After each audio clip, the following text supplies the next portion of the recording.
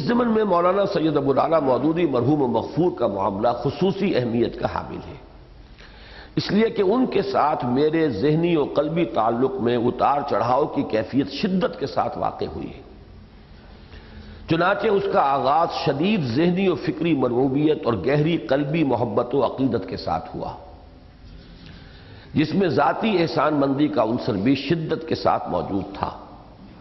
لیکن پھر جب اختلاف پیدا ہوا تو وہ بھی اتنا ہی شدید تھا اور اس کے نتیجے میں طویل عرصے تک مایوسی ہی نہیں، شدید بیزاری کی کیفیت قلب و ذہن پر طاری رہی۔ لیکن آخر کار اس پر افسوس، ہمدردی اور حسرت کا رنگ غالب آ گیا اور قلب کی گہرائیوں میں کم از کم احسان مندی کے احساسات بتمام و کمال عود کرائے۔ یہ میں نے یہاں پر 3 ادوار میں تقسیم کیا ہے کہ مولانا کے ساتھ میرا ذہنی اور قلبی جو رشتہ رہا ہے اس میں یہ اتار چڑھاؤ ہوا ہے۔ مجھے یاد پڑتا ہے کہ میں نے بعد کی کسی تحریر میں اس کو مزید منقسم کیا ہے، 5 ادوار قرار دیے اس کے۔ اب وہ پوری طرح مجھے اس وقت مستحضر نہیں ہے، لیکن یہ کہ ایک تو ابتدائی ایک نوجوان کی حیثیت سے جب کو میٹرک ہی میں پڑھ رہا تھا، ابھی مولانا سے ملاقات بھی ہوئی ہے اور مولانا کے چھوٹے چھوٹے کتابچے میں نے اس وقت خوب پڑھے تھے، تو وہ تو ظاہر بات ہے کہ مرغوبیت اور عقیدت، یہ 2 چیزیں کہنا چاہیے کہ یہ 2 چیزیں شامل ہوں گی، اس میں ابھی تیسری کسی چیز کا اضافہ ہی نہیں ہوگا۔ تو مرغوبیت ذہنی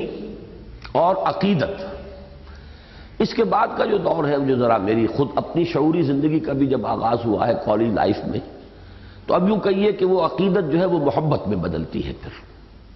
اور اس کے ساتھ احسان مندی کا ایک جذبہ کہ اس شخص کے ذریعے اللہ نے ہمیں دین کے ان حقائق سے روشناس کرایا، دین کا یہ جذبہ عطا کرایا۔ اور میں تو اس ضمن میں خیال تھا کہ وہ جملہ لکھ دوں اس مقدمے میں جو شاید آپ لوگ پڑھ چکے ہیں، یہ دعوت رجوع القرآن کا منظر و پس منظر، جو میرا اس کا مقدمہ میں نے حال ہی میں تحریر کیا ہے۔ تو ایک مرحلے پر خیال آیا تھا کہ میں وہ لکھ دوں، پھر میں روک لیا کہ میرے ایک کلاس فیلو تھے میڈیکل کالج میں، ہم بہت ہی قریب رہے ایک دوسرے کے، روم میٹ بھی رہے۔ وہ اس وقت کراچی میں جو institute of cardio vascular diseases ہے، امراض قلب کا جو مرکز ہے اور ادارہ ہے، اس میں وہ نمبر 2 ہے، یعنی ٹاپ پر جو صاحب ہے اس وقت لیفٹیننٹ جنرل نجیب، وہ بھی میرے کلاس فیلو ہیں، اور نمبر 2 جو ہے اس وقت جو ایسوسیٹ پروفیسر ہیں ڈاکٹر سید اسلم، وہ بھی کلاس فیلو ہیں۔ تو یہ سید اسلم صاحب کی بات میں آپ کو سنا رہا ہوں۔ یہ مجھ سے کہا کرتے تھے اس زمانے میں کہ اگر آپ اس جماعت اور اس کی تحریک کی طرف نہ آ گئے ہوتے تو آپ شراب اور موسیقی میں غرق ہوتے۔ یہ مزاج کا میرا ان کا مشاہدہ تھا کہ میرا مزاج اس طرح کا تھا کہ پھر یہ کہ تو اب اس سے اندازہ کیجئے کہ خود مجھے بھی احساس تھا کہ اللہ تعالیٰ نے کہاں کہاں سے بچایا ہے، کن کن راستوں پر چلنے سے اللہ نے کس کس چیز کو ذریعہ بنا دیا ہے روکنے کا۔ تو وہ احسان مندی کا ایک مسئلہ، جس کے ذریعے سے بھی ہو، جس کو بھی اللہ تعالیٰ ہدایت تو اللہ دیتا ہے لیکن ذریعہ تو بناتا ہے کسی کو۔ جیسے کہ حضور کی وہ حدیث ہے، حضرت علی سے آپ نے فرمایا لَن يَهْدِيَ اللَّهُ بِكَ رَجُلًا وَاحِدًا خَيْرٌ لَكَ مِنْ حُمُرِ النَّعَمِ، کہ اے علی اگر تمہارے ذریعے سے اللہ کسی ایک شخص کو بھی ہدایت دے دے، بڑی پیاری حدیث ہے، ہدایت دینے والا اللہ ہے، تم نہیں دے سکتے، لیکن تمہارے ذریعے سے اگر اللہ کسی کو ہدایت دے دے تو تمہارے لیے یہ سرخ اونٹوں سے بڑی دولت ہے۔ تو یہ ایک احسان مندی، تو یوں سمجھیے کہ پہلا سٹیپ تھا خالص عقیدت اور مرغوبیت، دوسرا ہے محبت اور احسان مندی۔ آخر کار اس پر افسوس، ہمدردی اور حسرت کا رنگ غالب آ گیا اور قلب کی گہرائیوں میں کم از کم احسان مندی کے احساسات بتمام و کمال عود کرائے۔ میری پیش نظر تحریریں چونکہ ان 3 ادوار میں سے درمیانی دور سے تعلق رکھتی ہیں، لہذا ان میں تلخی کا رنگ بہت نمایاں ہے، جس کے لیے میں مولانا مرحوم کے تمام محبین و معتقدین سے بھی معذرت خواہ ہوں، اور مجھے یقین ہے کہ اگر سن 79 میں امریکہ میں مولانا سے میری وہ ملاقات ہو جاتی جس کی ایک شدید خواہش لیے ہوئے میں وہاں گیا تھا، تو میں ان سے بھی معافی حاصل کر لیتا۔ یہ سن 79 میں پہلا میرا سفر تھا امریکہ کا، میں جا رہا تھا، تو ابھی مجھے امریکہ کا جغرافیہ معلوم نہیں تھا۔ مجھے یہ تو معلوم تھا کہ مولانا مودودی اپنے بیٹے کے ہاں مقیم ہیں بفلو میں، لیکن بفلو کہاں ہے اور جہاں مجھے جانا ہے اس سے اس کا فاصلہ کیا، یہ مجھے معلوم نہیں تھا، لیکن دل میں خواہش تھی کہ مولانا سے ملاقات وہاں کی جائے۔ تو وہاں جا کر معلوم ہوا کہ ٹورنٹو میں 14 دن کا مجھے درس دینا تھا، میرا طویل ترین قیام تھا، اور وہاں سے 100 میل کے فاصلے پر صرف بفلو ہے۔ اگرچہ ملک دو ہے کہ ٹورنٹو کینیڈا میں ہے اور یہ بفلو جو ہے یہ یو ایس اے کا شہر ہے، لیکن یہ کہ نیاگرا فال جو ہے وہ درمیان میں آتی ہے، 80 میل ادھر میل ادھر، تو کل 100 میل کا فاصلہ ہے۔ تو بڑی خواہش تھی، معلومات میں کرتا رہا، لیکن پتہ چلا بیمار ہے، ہسپتال میں داخل ہے، اور اس کے مختلف جو ہے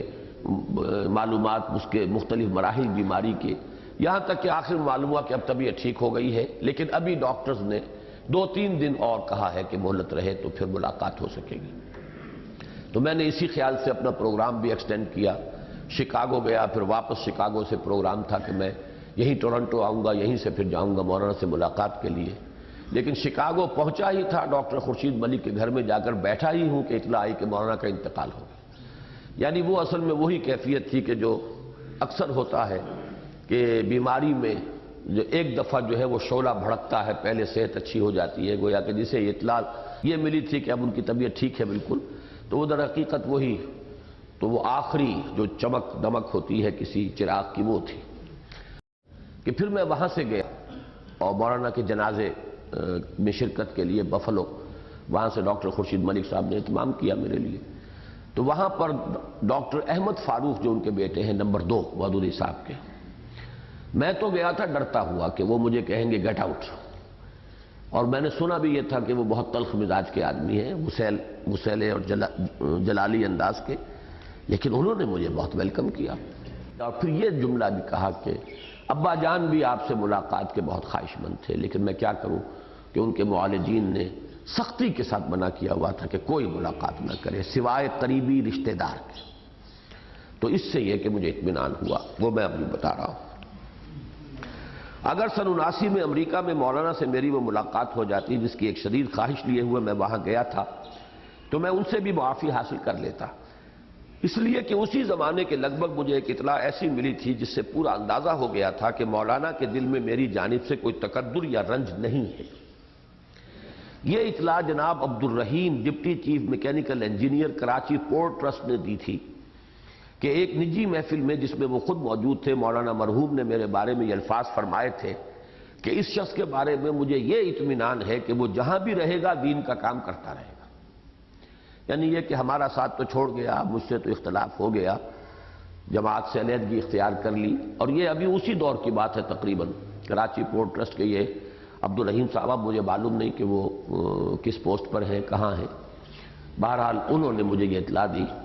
کہ وہ ایک کھانے میں شریک تھے اور وہاں مولانا مودودی تھے اور چند اور حضرات تھے،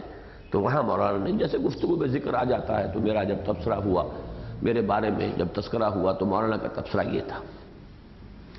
جس کی تائید مزید مجھے بفلو میں مولانا کی نماز جنازہ میں شرکت کے موقع پر مل گئی،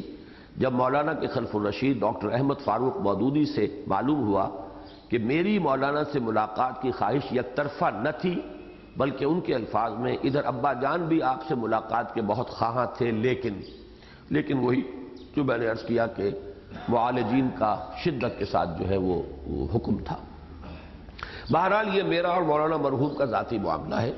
اور مجھے یقین ہے کہ میدان حشر میں جب میں ان سے اپنی تلخ نوائی کی معافی چاہوں گا تو وہ مجھے ضرور معاف کر دیں گے۔